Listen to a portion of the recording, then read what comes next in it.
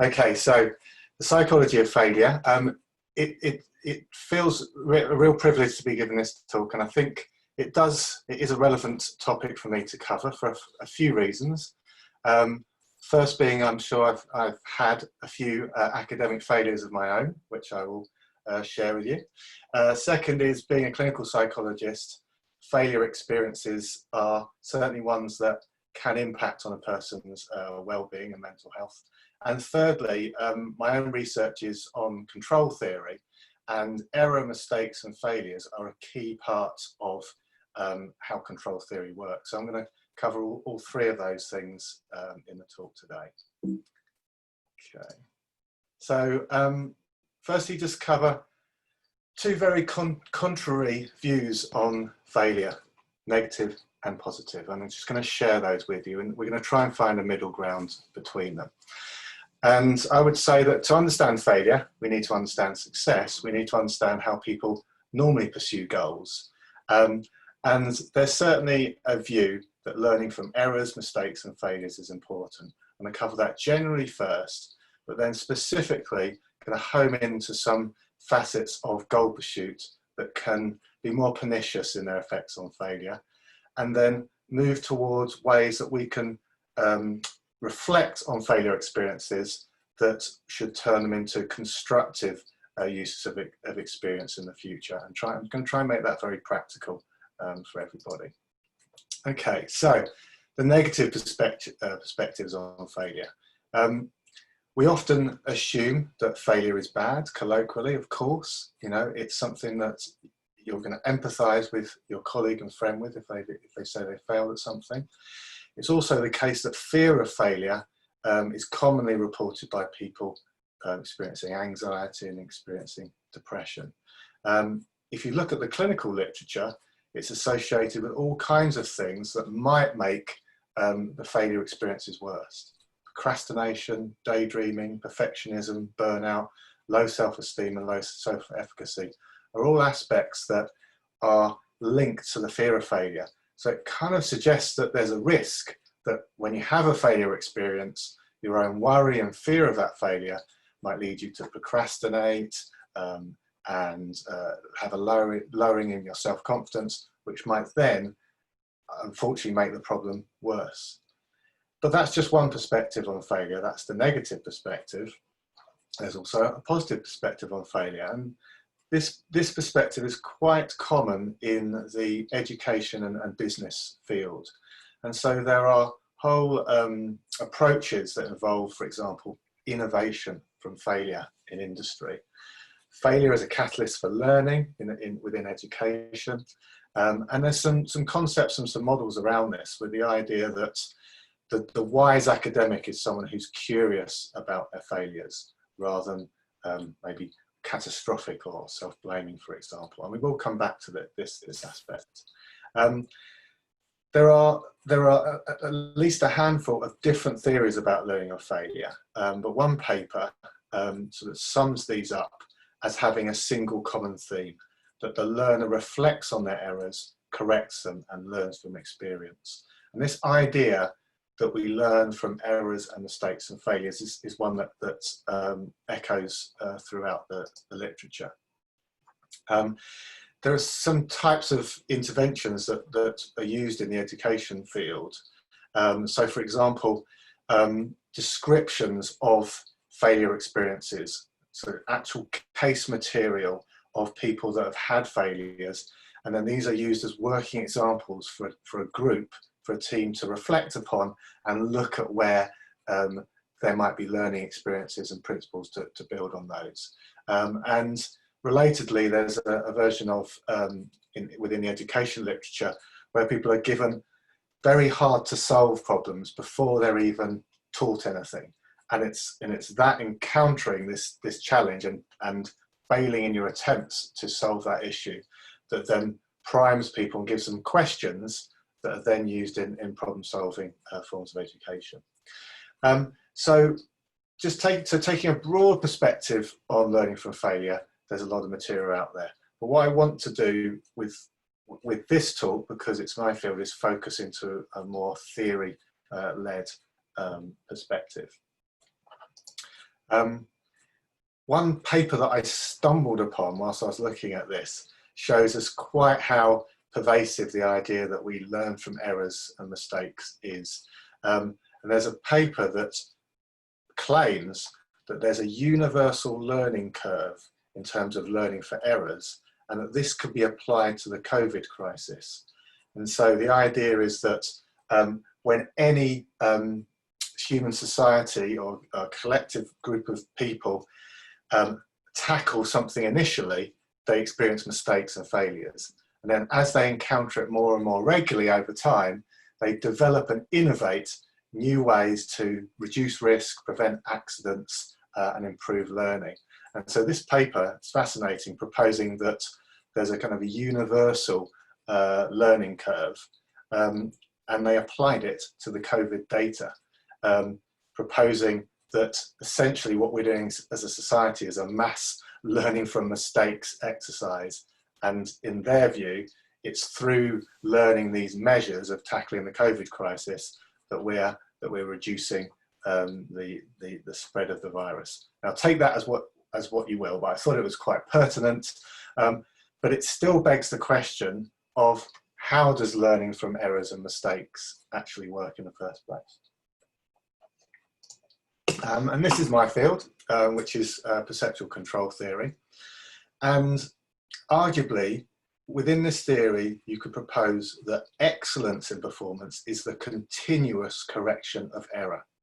Because when you break down any goal using this theory into its elements, error is an integral part of the model itself.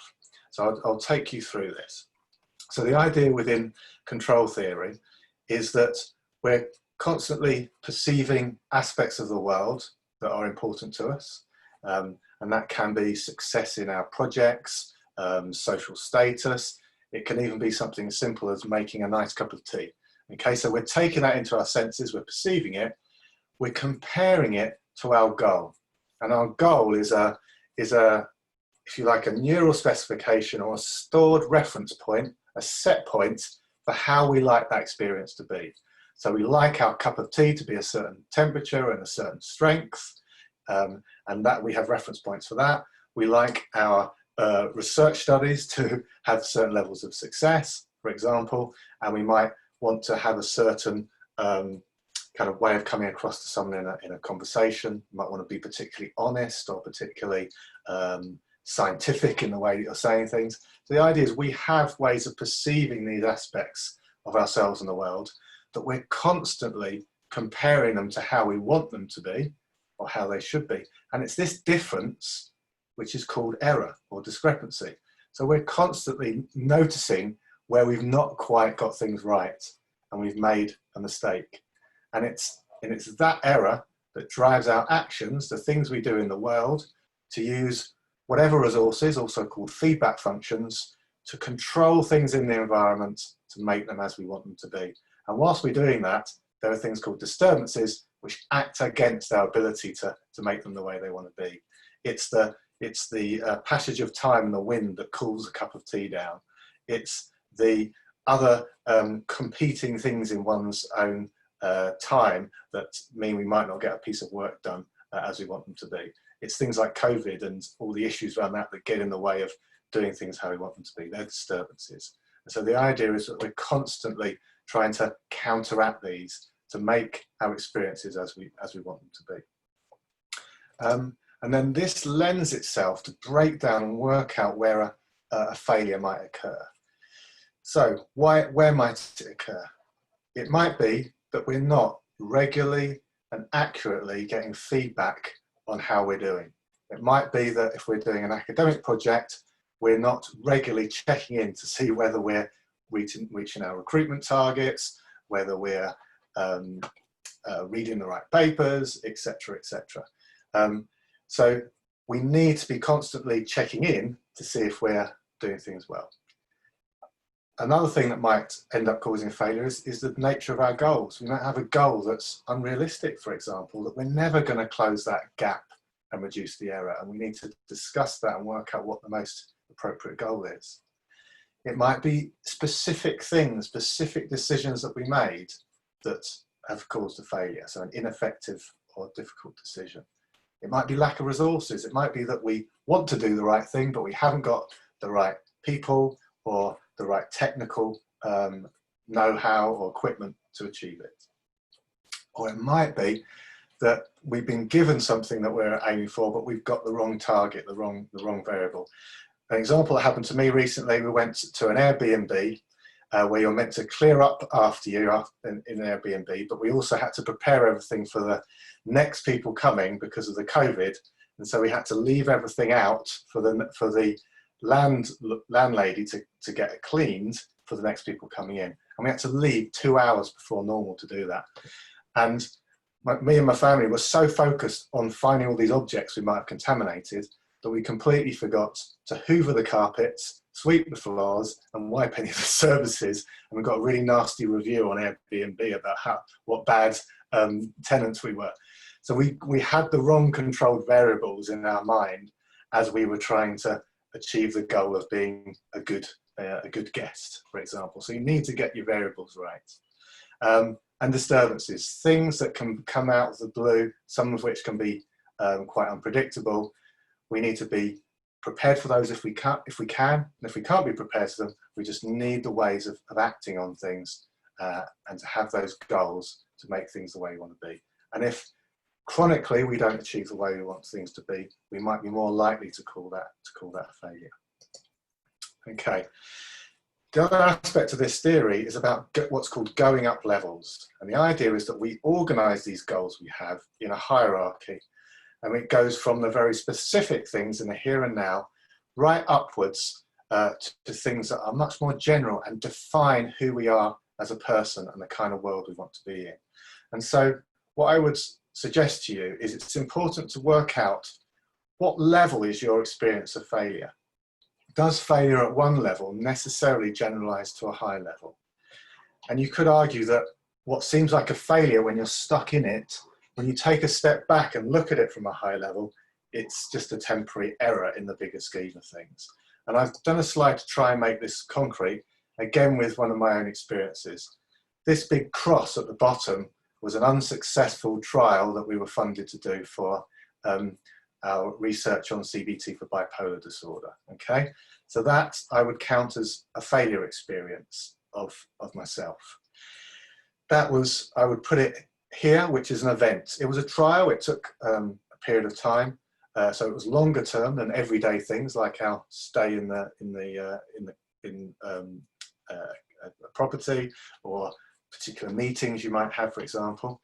But it was still on a lower level than more abstract things. So the whole bipolar research program contains the trial, but when I think about it, also contains our tests of the model, our clinical training, and the work we've done with people on their lived perspectives. So even though I had a failure of that trial, it doesn't mean that all of the bipolar research program was a failure. But when I look at the bipolar research program, I see that I have other research programs as well. My transdiagnostic research, my work on dementia, my work on robotics. So again, it doesn't generalize there. Now, that has affected my sense of being successful and being a good scientist in terms of impact on the trial. But again, these principles that I have are fed into by other work that I'm doing. And so as I think about it here, even though instantly I felt like, oh, this is terrible, I feel like a complete failure. When you look at it in this perspective, your sense of success, your principle of being a good scientist, of whatever principles you have, coexist amongst others. And the failure experience is only going to be one of those. And you can go even higher than that and see that your principles are only part of an even bigger scheme, which is, you know, your sense of being worthwhile as a person, or living in a just world, or being connected with others. And so, and even that is even bigger in your whole life story, your narrative, if you like. So the idea of going up levels is it helps to see your failure experiences in context, which is not to minimize them, but it's to see them for what they are. Okay. But I wanted to share one other aspect of what might be behind failures. And this is also explored in the theory, and this is goal conflict. And this is essentially setting incompatible goals. So for example, wanting to deliver an outcome early academically, but also ensuring that it's perfect. You can imagine how those might compete. Wanting to align yourself with an established therapy, which is what I did with our bipolar trial. We aligned it with CBT and described it as a form of CBT, but we also wanted to provide a really novel, unique approach. And I think those two goals didn't meet up at all because it became too much like CBT and not unique enough. Or more broadly, in academic life, you might really not want to be disliked or criticised by people, but at the same time, want to give honest negative comments to your colleagues, to your students, and to your supervisors. And again, there's a conflict there.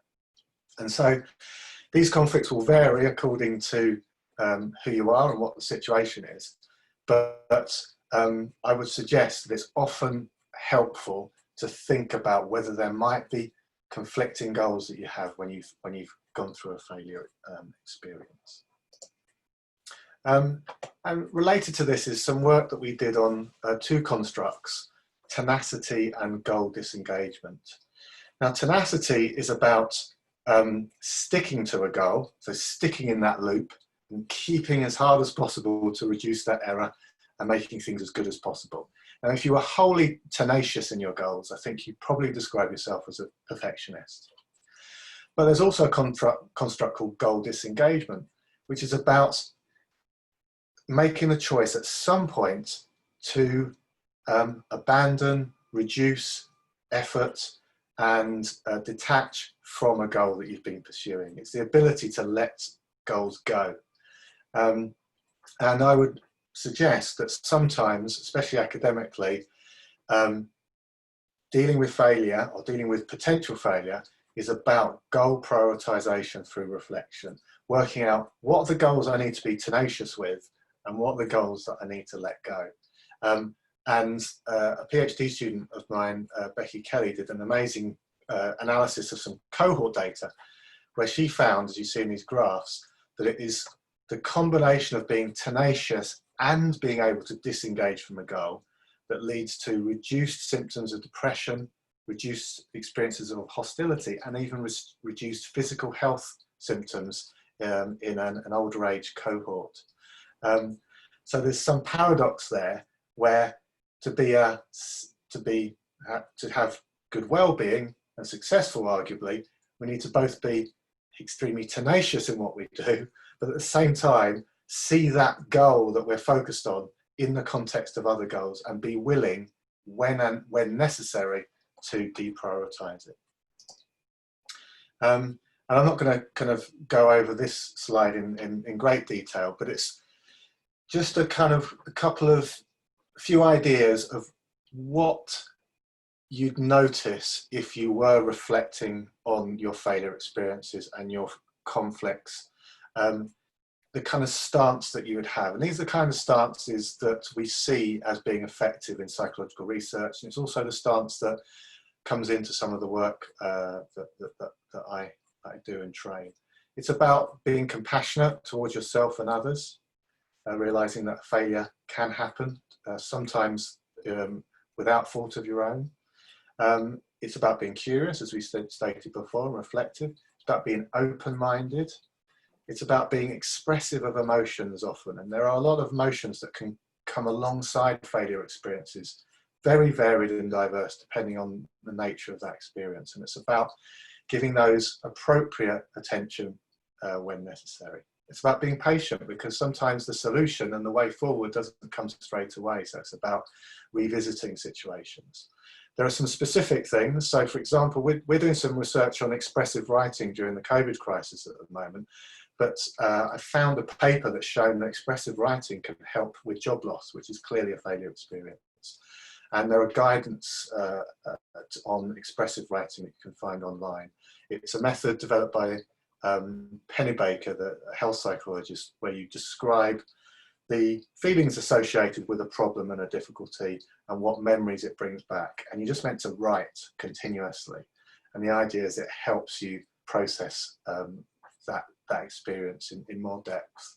And we have an initiative which we call Discovery Talk, and that's the Twitter handle there, which you're welcome to follow, which is a way to try and bring this reflective mindset into everyday life, within academic settings, within organizational settings, within families, so that this kind of exploration and reflection is not something that is left to therapists to do, but is something that we can all do to help each other deal with failure, deal with other difficulties and problems.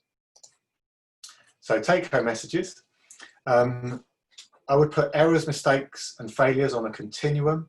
They're all examples of not getting what you want, not meeting a goal. Actually, short-term errors and mistakes often drive up your accuracy and your effort to improve performance. Failure typically applies not achieving something that's a higher level goal, but actually sometimes you might describe something as a failure, but when you look at it in that hierarchy, you might reappraise it and think, is this really a failure of my ideal self and the world, or is it a failure in something that I've done and some event, in some project, rather than going up the levels and thinking that you failed in terms of your basic values and principles. A pernicious cause of failure is goal conflict, and I've talked about this kind of dilemma about whether to disengage or persevere with a goal as being quite important. And it's that exploration through expression, discussion, etc., which I would suggest, whether this is in team groups like you're going to do today, or whether it's more privately or in a one-to-one conversation. It's those kinds of exploration discussions that can provide the opportunities to, in a trial and error way, find the solutions and a way forward. So there's some references, and that's my talk for today.